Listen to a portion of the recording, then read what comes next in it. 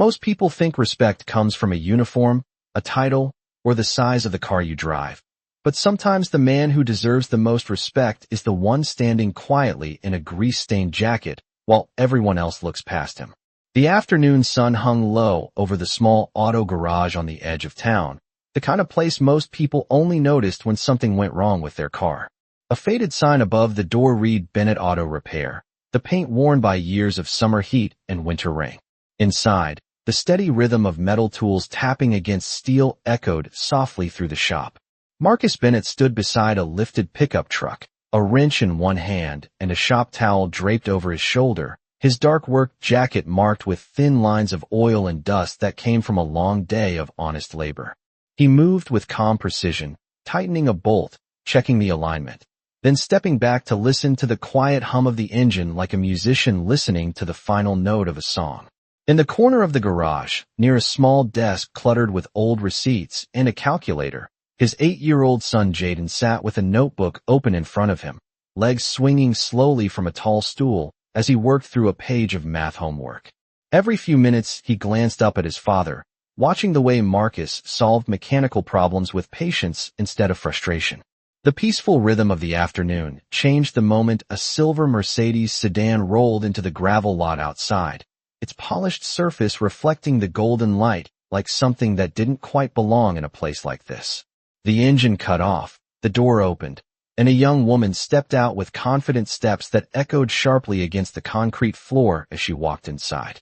Emily Carter carried the kind of presence that turned heads in boardrooms and upscale restaurants. Her tailored coat perfectly pressed, her posture straight, her phone still glowing in her hand, as if the outside world followed her wherever she went.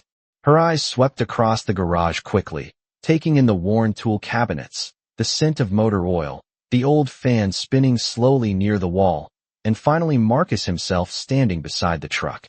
For a brief moment she looked uncertain, as if she had expected someone else to appear from the back office, someone older, someone in a cleaner shirt. Marcus stepped forward with the same calm expression he wore with every customer. "Afternoon," he said in a steady voice. "What seems to be the problem with the car?"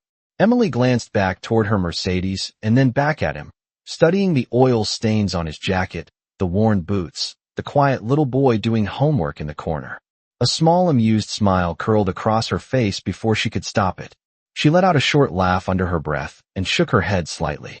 "So you're the mechanic," she said, her voice light but edged with disbelief. Marcus simply nodded once. Emily crossed her arms and tilted her head, her eyes scanning the shop again before settling back on him. "No offense," she said with a casual shrug, "but you're just a poor mechanic, right?" The garage fell quiet except for the slow turning of the ceiling fan, and in the corner Jaden's pencil stopped moving across the page. Marcus didn't argue. He didn't frown. He simply reached for the shop towel on his shoulder, wiped his hands slowly, and walked toward the Mercedes to take a look under the hood, as if the words had passed through the air without touching him at all. Marcus lifted the hood of the silver Mercedes and secured it in place, the polished metal reflecting the late afternoon sunlight that filtered through the open garage door. He leaned slightly forward, studying the engine with the quiet attention of someone who had spent most of his life understanding how machines spoke without words. Emily Carter remained a few steps behind him, arms folded loosely as she watched, the faint smile still lingering on her face, as though the entire situation amused her more than it concerned her. The soft ticking sound of a cooling engine filled the space between them. Marcus checked a few connections carefully, pressing a hose gently with his thumb before glancing toward the dashboard through the windshield. "Did the warning light come on before the engine lost power?" he asked calmly. Emily tapped her phone screen without looking up. "Yes, something like that. It just started acting strange about 10 minutes ago," she said, her tone distracted, as if the conversation itself required more patience than she had planned to give. Marcus nodded once and reached for a small diagnostic scanner from a nearby tool cart. He plugged it in beneath the steering column and waited quietly while the device read the system codes. Behind him, Jaden shifted on the stool and returned to his homework, though every few seconds his eyes lifted toward the conversation. Emily paced slowly across the concrete floor, her heels clicking with each step as she glanced around the garage again. She stopped near Jaden's desk and looked down at the open notebook. Homework at a repair shop, she said lightly, almost to herself. That is a first. Jaden looked up politely, but did not answer. Marcus heard the comment, but kept his attention on the scanner, waiting for the numbers to appear. After a moment he straightened and stepped back from the car. The fuel sensor is misreading pressure, he explained in an even voice. It is not a major repair, but I will need about an hour to replace the part and reset the system. Emily looked at him as if he had just told her the car would be gone for a week. An hour, she repeated. I really do not have that kind of time today. Marcus rested the scanner on the cart. I understand. But if the sensor fails completely, the car could stall again on the road. It is better to fix it now. Emily sighed softly and brushed a strand of hair away from her face. She glanced at the worn clock on the wall and then back at the Mercedes, clearly weighing her options. Finally, she slipped her phone into her coat pocket. Fine, she said with a small shrug. Just make it quick. Marcus nodded and walked toward the back storage shelves to retrieve the replacement part. As he passed Jaden, he paused briefly, placing a gentle hand on the boy's shoulder before continuing on. The simple gesture was quiet, but reassuring, the kind of moment that spoke more clearly than words. Emily noticed it from across the garage, and for the first time the faint amusement in her expression faded slightly. She watched Marcus move through the shop with calm focus, selecting the part, checking the packaging, and returning to the Mercedes without any sign of irritation. The earlier comment she had made hung in the air like a sentence that had not yet finished echoing. Marcus positioned a small work light beside the engine and began loosening the bolts around the sensor assembly with steady hands. Outside, the low rumble of an approaching vehicle rolled down the street, growing slowly louder as it neared the garage entrance. Though inside the shop neither Marcus nor Emily paid it any attention yet, both unaware that the quiet afternoon was about to change in a way neither of them expected. The soft rumble outside the garage grew louder, rolling slowly across the gravel lot before settling into the deep idle of a large vehicle. Marcus continued working beneath the hood of the Mercedes, the beam from the small work light illuminating the careful movement of his hands as he loosened the final bolt around the fuel sensor assembly. The steady rhythm of tools and metal remained calm and unhurried, as if the outside world could wait its turn. Emily Carter stood near the front of the car, scrolling through messages on her phone while the faint glow of the screen reflected across her face. Every so often she glanced at the time, her posture showing the quiet impatience of someone accustomed to schedules that moved faster than repair shops and small-town garages. In the corner, Jaden erased a number from his worksheet and rewrote it more neatly, his pencil moving slowly as he concentrated. The sound of the engine outside finally caught Emily's attention. She lifted her head slightly and looked toward the open garage door just as a large black sport utility vehicle rolled to a stop in the parking lot. The vehicle looked official in a way that was difficult to explain at first glance: clean lines, dark tinted windows, and a small American flag mounted near the front fender.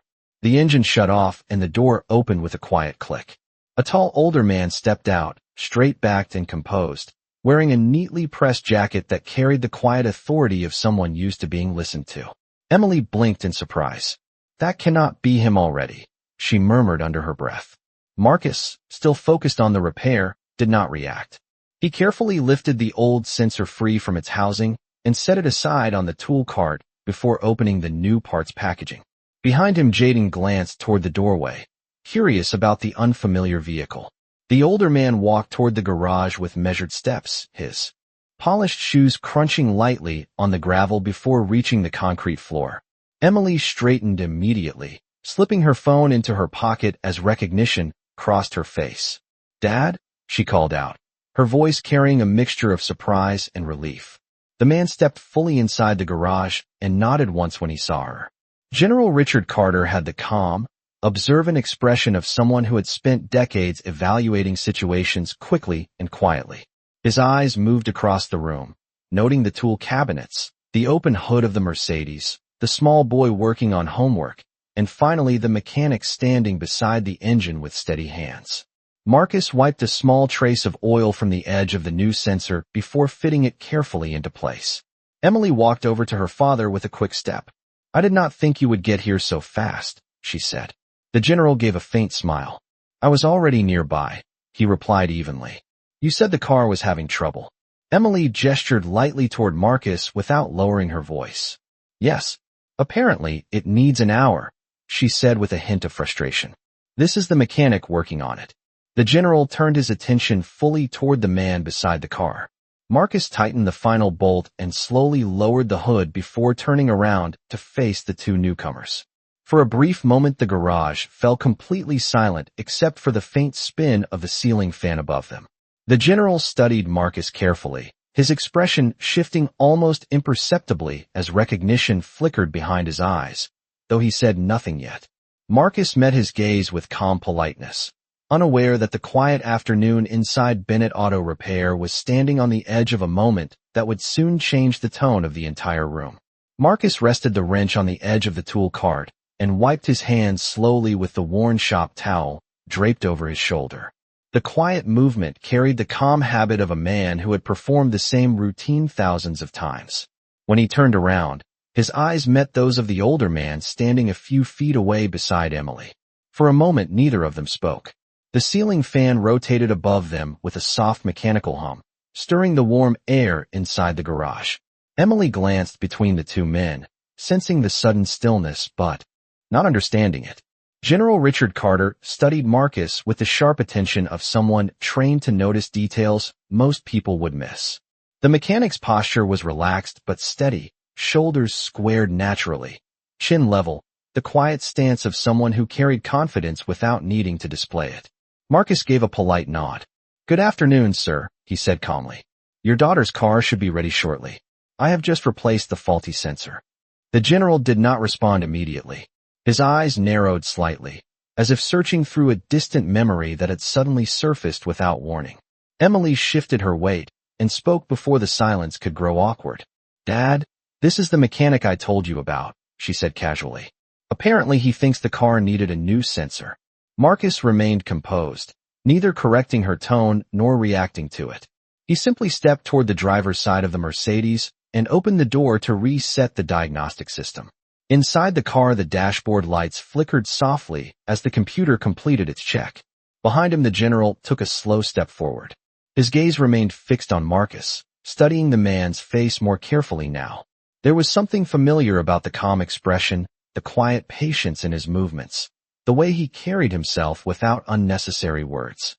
The general spoke at last, his voice steady but thoughtful. "How long have you been running this shop?" Marcus closed the driver's door gently and turned back toward him. "About 6 years now," he replied. "It keeps the lights on and gives me time to raise my boy." As if on cue, Jaden looked up from his homework and offered a small respectful nod toward the visitors before returning to his worksheet. The general noticed the exchange, and his expression softened slightly. Emily folded her arms again, clearly unaware of the growing tension in the air. "Dad, we should probably find somewhere else to wait," she said. "This might take longer than expected." But the general did not move. Instead, he continued watching Marcus with increasing focus, as if trying to place a face he had once known under very different circumstances. Marcus sensed the attention but did not appear uncomfortable. He simply checked the engine once more, listening carefully to the smooth idle now running beneath the hood. Outside the garage, the late afternoon sun dipped lower across the horizon, sending long bands of orange light across the concrete floor. The quiet moment stretched for several seconds until the general finally spoke again, his tone carrying a faint note of surprise.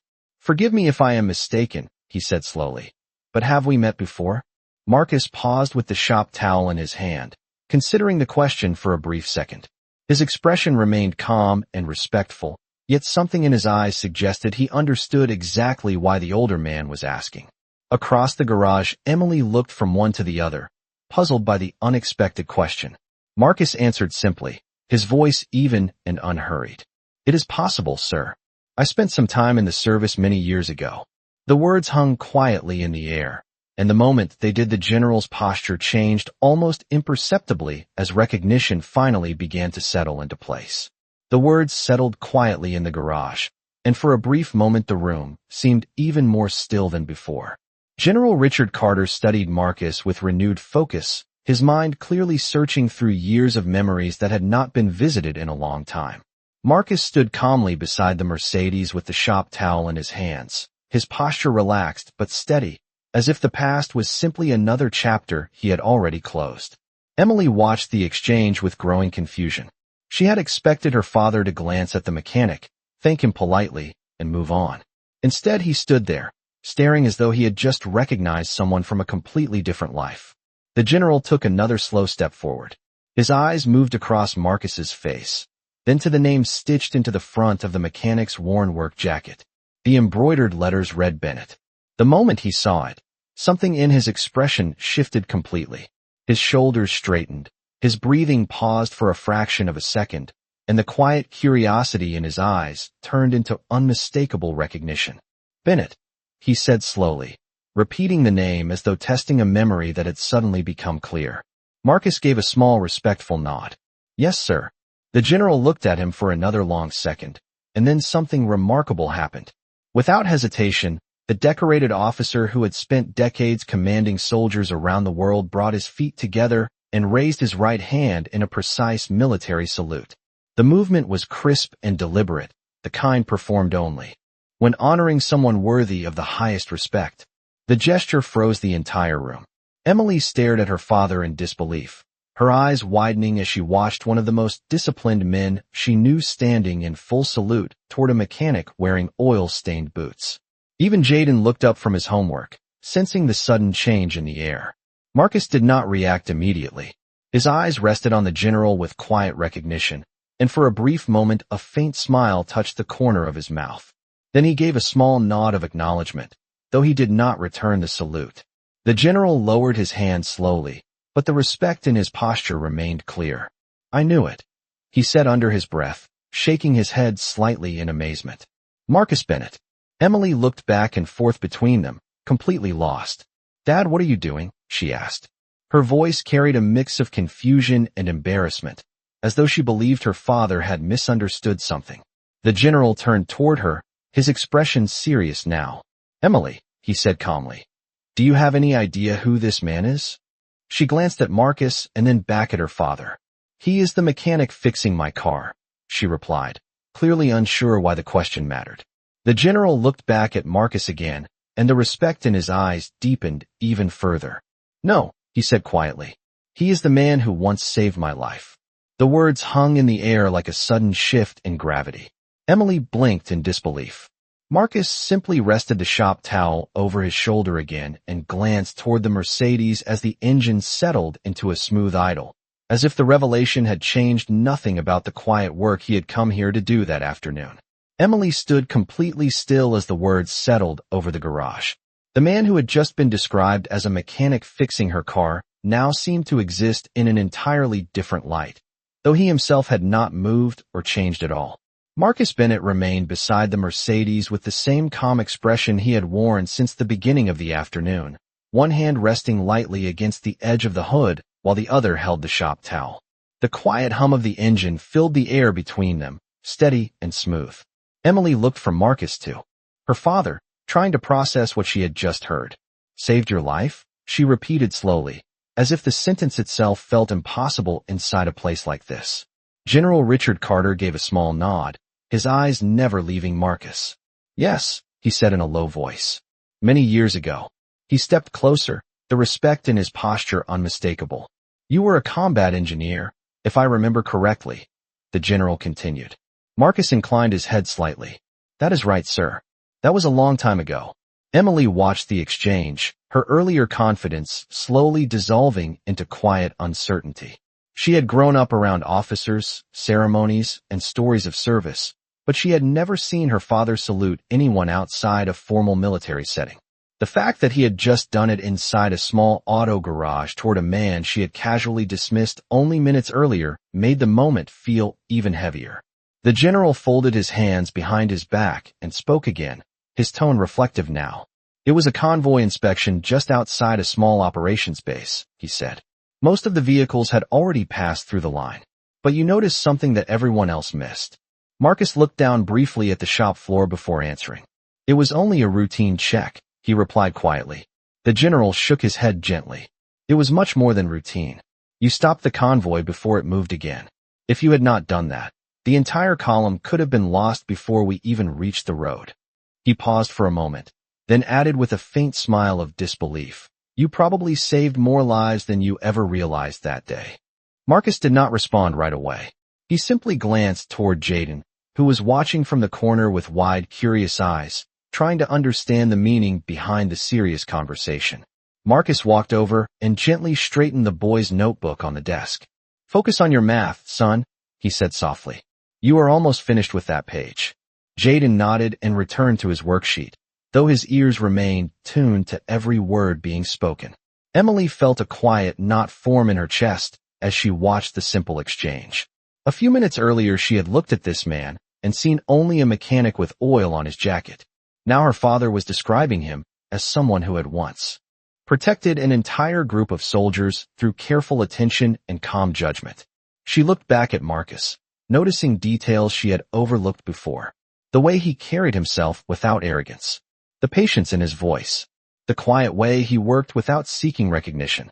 Marcus returned to the Mercedes and closed the hood gently. "The repair is finished," he said in the same calm tone he had used since the beginning.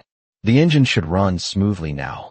The general nodded slowly, still studying him with deep respect. Emily stood silent, realizing that the afternoon she thought would be an inconvenience had quietly become a lesson she had not expected to learn. The quiet hum of the Mercedes engine continued as Marcus stepped back from the car and placed the shop towel neatly on the tool cart beside him. The late afternoon sunlight stretched longer across the garage floor now, casting warm lines of gold through the open door. Emily stood near the front of the car, her arms no longer crossed, her posture noticeably different from the confident stance she had carried earlier. The words her father had spoken continued to echo in her mind. "Saved your life." The phrase refused to fade. She looked again at Marcus Bennett, noticing the calm patience in the way he moved, the quiet focus that never seemed to demand attention. It suddenly felt impossible to reconcile that man with the careless assumption she had made only an hour earlier. General Richard Carter remained standing nearby, watching Marcus with the same steady respect. "You never mentioned any of that," the general said quietly. Marcus gave a small shrug as he checked the diagnostic scanner one final time before disconnecting it. "There was never much reason to," he replied. "It was part of the job." The general shook his head slightly, a faint smile forming. "You always said that," he said. "Even back then." Emily took a slow step closer, still unsure how to speak. "You were in the army," she said carefully, directing the question toward Marcus. Marcus nodded once. "For a while." "And you just left?" she asked. Marcus glanced briefly toward Jaden before answering. "Life changes," he said calmly. "My wife passed away several years ago. After that I wanted something stable. Something where my son could grow up seeing me every day instead of waiting for letters from somewhere far away." Jaden looked up again when he heard the word son, offering a small proud smile toward his father before returning to his homework. Emily followed Marcus's gaze and noticed the quiet warmth in the way he looked at the boy. The garage, the tools, the long workdays suddenly seemed less like a limitation and more like a choice made for the sake of something important. The realization settled heavily in her chest. General Carter nodded slowly. "Family first," he said. Marcus gave a simple nod in agreement. The engine of the Mercedes purred softly beside them, running smoothly now. Marcus walked to the driver's door and opened it slightly, listening for a moment to confirm the repair had resolved the problem.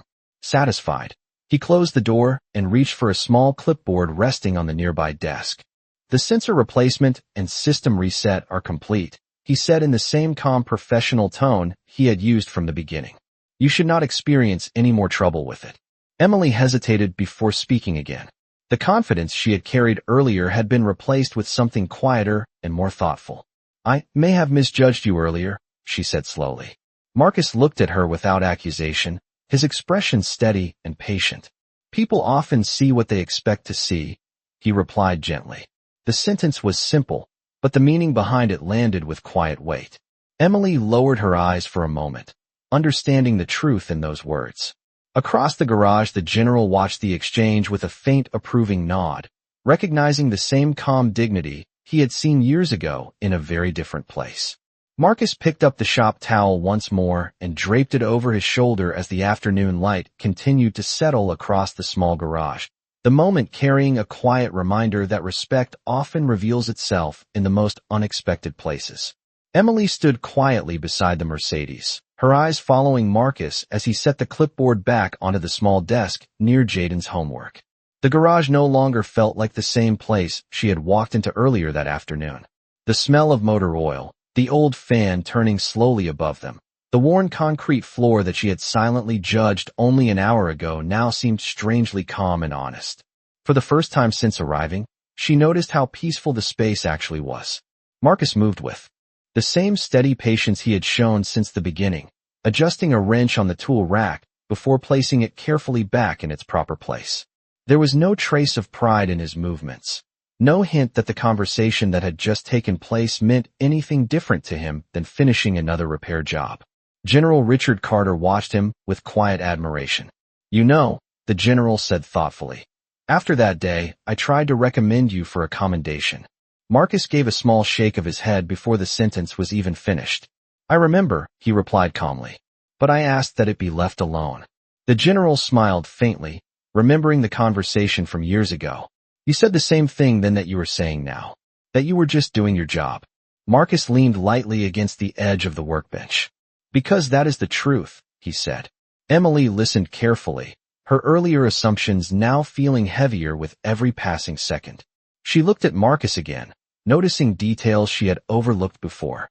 The worn stitching on his jacket, the careful way he organized his tools, the quiet respect he showed to both her and her father despite everything that had been said earlier. She cleared her throat softly. "Why did you never tell anyone?" she asked. Marcus glanced toward the open garage door where the evening sunlight was beginning to soften. "Some stories belong to the past," he answered gently. "What matters is what you do today." The words were simple, but they carried the calm weight of someone who had already learned the lesson long ago. Emily felt a quiet warmth rise behind her eyes as she processed what he meant. Across the room, Jaden finally finished the last problem on his worksheet and carefully closed his notebook. He slid down from the tall stool and walked over to Marcus with the easy familiarity of a child who knew exactly where he belonged. Marcus rested his hand lightly on the boy's shoulder. "All done?" he asked. Jaden nodded proudly. "Yes, sir." Emily watched the moment unfold and realized something that had not occurred to her earlier. The respect in this garage did not come from rank, wealth, or reputation. It came from the way Marcus lived his life every single day. General Carter looked toward his daughter and spoke quietly. "There are many men in the world who wear uniforms," he said. "But character is something you carry long after the uniform is gone." Emily slowly nodded, understanding the meaning behind his words. Marcus stepped toward the Mercedes and handed the keys back to her. "You should be all set," he said calmly. Emily accepted them with both hands, holding the keys for a moment before speaking. "Thank you," she said sincerely. Marcus simply nodded once, the same quiet expression still on his face as the sun continued to lower beyond the open garage door, leaving the small shop filled with the kind of quiet dignity that no title or uniform could ever replace. Emily held the car keys for a moment longer before finally opening the driver's door of the Mercedes. The late afternoon light had softened into the calm glow of early evening, painting the inside of the garage with warm orange shadows. She paused before getting inside and looked back at Marcus Bennett. Only a short time ago she had walked into this place with quiet impatience, expecting a quick repair and assuming she understood everything about the man standing in front of her. Now the space felt different, and so did her understanding. Marcus had already returned to his workbench, wiping down a set of tools with the same steady care he gave everything inside the shop. There was no sign that the conversation had changed anything for him. To Marcus, the afternoon had simply been another day of work, another customer helped, another hour spent providing for his son. Emily stepped away from the car again and walked slowly toward him. "Mr. Bennett," she said gently. Marcus looked up with the same calm expression. "Yes, ma'am." Emily hesitated for a second, searching for the right words. "Earlier today, I said something that I should not have said," she admitted quietly. "I judged you before I knew anything about you." Marcus studied her face for a moment, then gave a small, understanding nod. "It happens more often than people realize," he replied. There was no bitterness in his voice, only a simple acceptance of the way the world sometimes worked. Emily looked down briefly, then back at him. Still, she said softly. I am sorry. Marcus gave a faint smile and nodded once more. Apology accepted. The moment was quiet but sincere. Behind them, General Richard Carter stepped closer, his posture straight and dignified as always. He looked at Marcus with the same respect that had filled the room earlier. I meant what I said, the general added firmly. Men like you are the reason many of us made it home. Marcus shook his head gently. We all did our part, sir. Jaden walked over from the small desk, holding his notebook against his chest. Marcus rested a hand lightly on the boy's shoulder. Emily noticed the gesture again, and this time she smiled. Your father is a remarkable man, she said to Jaden. The boy looked up proudly. Yes, ma'am, he replied. Emily returned to the Mercedes and slid into the driver's seat. The engine purred smoothly, exactly as Marcus had promised. She rolled down the window and looked back at the small garage one more time. The worn sign above the door, the quiet tools hanging on the wall, the father and son standing side by side inside a place built through patience and hard work. General Carter stood beside the car and turned once more toward Marcus. Without saying a word, the general raised his hand again in a precise, respectful salute. Marcus did not return it with military formality. Instead, he simply nodded with quiet dignity, the faint smile still on his face. The message was understood all the same. The Mercedes slowly rolled out of the gravel lot and onto the road as the sun slipped lower across the horizon. Inside the small garage, Marcus Bennett picked up his tools and returned to his workbench, while Jaden climbed back onto the tall stool with his notebook. And as the evening settled around Bennett Auto Repair, one simple truth remained clear in the quiet air of that humble place. Real respect does not come from titles or uniforms. It comes from character, and character reveals itself in the calm choices a person makes every single day.